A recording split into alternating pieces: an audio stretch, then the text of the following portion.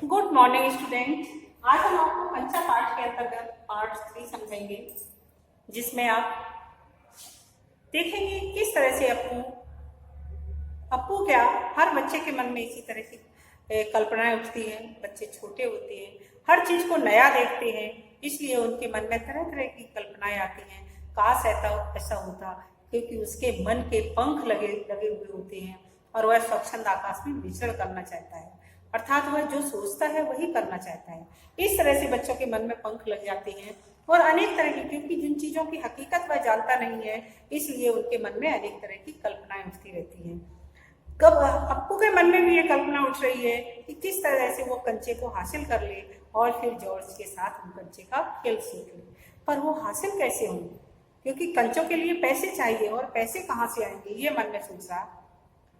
वह खेलेगा, जॉर्ज के साथ खेलेगा, रेलगाड़ी नहीं कंचा। जब वो उसने पूछा तो उसने पैसे कहा, तो मास्टर जी ने कहा कि अरे पैसे से कोई रेलगाड़ी नहीं खरीदी जाती है।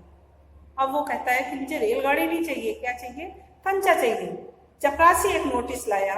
मास्टर जी ने कहा जो फीस लाए हैं ये ऑफिस में जाकर जमा करा दे। इस तरह से वो देख, नोटिस किसका था, फीस का नोटिस था कि जिन जिन बच्चों की फीस जमा नहीं हुई है वो बच्चे ऑफिस में जाकर के फीस जमा करा दें। बहुत से छात्र गए। राजा ने जाते जाते अप्पू के पैर में चिकोटी काट ली, अर्थात उसे भी इशारा किया कि तेरी भी फीस जमा नहीं है, चल फीस जमा कर ले जाके। उसने पैर खींच लिया। उसे याद आया उसे भी फीस जमा करनी है। पिताजी ने उसे 1.5 रुपए इसके लिए दिया है। उसने अपनी जेब टटोल कर देखा, 1 रुपए का नोट और 50 पैसे का सिक्का। उसने जेब में देखा तो उसके पास 1.5 रुपए थे भी।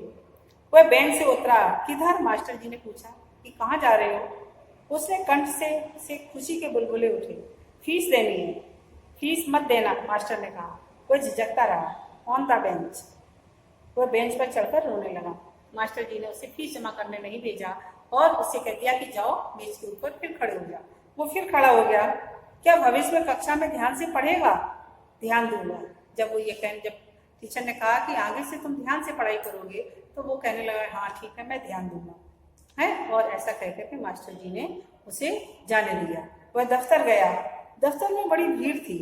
बच्चों एक एक करके आओ, क्लर्क बाबू बता रहे हैं, पहले मैं आया हूँ। इस तरह से सभी बच्चे लाइन बना करके खड़े हुए थे अपनी फीस जमा करने के लिए। और क्लर्क बाबू थे, वो कह रहे थे कि एक एक करके आना है सबको। मैं ही आया हूँ, मेरे बाकी पैसे। इसी शोरगुल में अप्पू दूर खड़ा हुआ था। उस लाइन में सबसे पीछे खड़ा हुआ था वह। रामा ने फीस जमा की, मल्लिका ने जमा की और थोड़े से लड़के ही बचे हुए थे। इस तरह से एक एक करके आगे बढ़ती जा रही थी लाइन और अप्पू उनमें सबसे पीछे खड़ा हुआ था।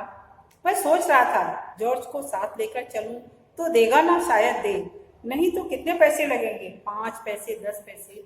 इस तरह से डियर स्टूडेंट, पहले 5 और 10 पैसे में बहुत सारे कंचे आते थे, अर्थात 1 पैसे का 1 कंचा आता था। 5 पैसे में 5 कंचे आ जाएंगे, 10 पैसे में 10 कंचे आ जाएंगे। इस तरह से बच्चे अक्सर जब खरीदने के लिए जाते थे तो 5 या 10 पैसे के ही कंचे खरीदते थे और घर से भी उन्हें कंचे खरीदने के लिए बस इतने ही पैसे दिए जाते थे। इसलिए वो मन में सोच रहा है कि 5 पैसे के कंचे खरीद लूंगा या 10 पैसे के, लेकिन वो 5 और 10 पैसे आएंगे कहाँ से, यही वो मन में सोच रहा था कि तभी वह क्या देखता है, और वही हरी लकीर वाले गोल सफेद कंचे उसके दिमाग में छाए हुए थे। घंटी बजने पर फीस जमा किए हुए सभी बच्चे उधर से चले। वह भी चला मानो नींद से जाकर चल रहा हो। तब तक घंटी लग गई स्कूल की छुट्टी होने की। जिन बच्चों ने फीस जमा की थी उन्होंने तो कर दी और जिन्होंने नहीं की थी वो दूसरे दिन करेंगे। ऐसा करके सारे बच्चे वापस आ गए अपनी क्लास में। अब वो भी है ना अपनी क्लास में वापस आ गया, क्योंकि उसने भी फीस जमा नहीं की थी। अब उसके मन में वही सफेद हरी लकीर वाले कंचे। क्या सब फीस जमा कर चुके? कक्षा छोड़ने के पहले मास्टर जी ने पूछा। वह नहीं उठा। मास्टर जी ने पूछा कि तुम सब फीस जमा करने के लिए गए थे, तो फीस जमा करके आए क्या? तो वो सब चुप रहे, तो वो भी नहीं उठा, क्योंकि उसने तो फीस जमा की ही नहीं थी। फिर भी वो नहीं उठा। शाम को थोड़ी देर इधर उधर टहलता रहा। लड़के गीली मिट्टी से छोटे गड्ढे खोदकर कंचे खेल रहे थे। वह उनके पास गया। फाटक के खींचे थामे उसने सड़क की तरफ देखा। वहां उस मोड़ पर दुकान है। दुकान में अलमारी, बाहर खड़े खड़े छू सकेगा। अलमारी में शीशे के जार, उसके एक जार में पूरा। इस तरह से पूरे कंचे ही कंचे भरे हुए हैं, ऐसा मन में वो सोच। बस्ता कंधे पर लटकाए वह चलने लगा। दुकान नजदीक आ गई।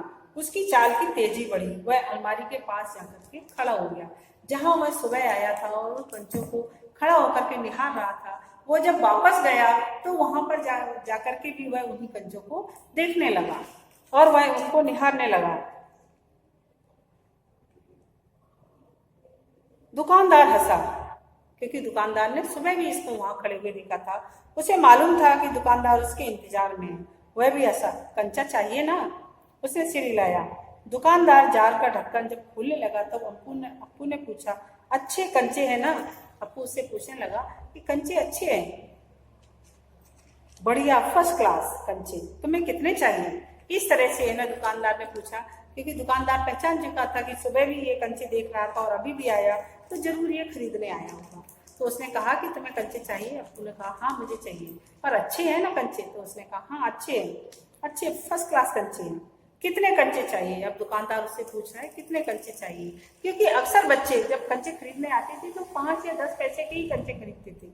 उनके घर के लोग 5 या 10 पैसे देते थे और बस उन्हीं से कंचे वो खरीदते थे और उन्हीं से खेला करते थे। तो कितने चाहिए? कितने? उसने जेब में हाथ डाला। 1 रुपया और 50 पैसे। उसने वह निकाल कर दिखाया। दुकानदार चौंका, इतने सारे पैसे के? उसने कहा सबके।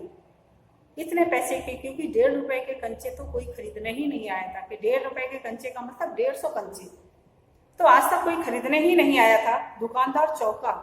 क्यों चौंका? कि इतने सारे पैसे सबके?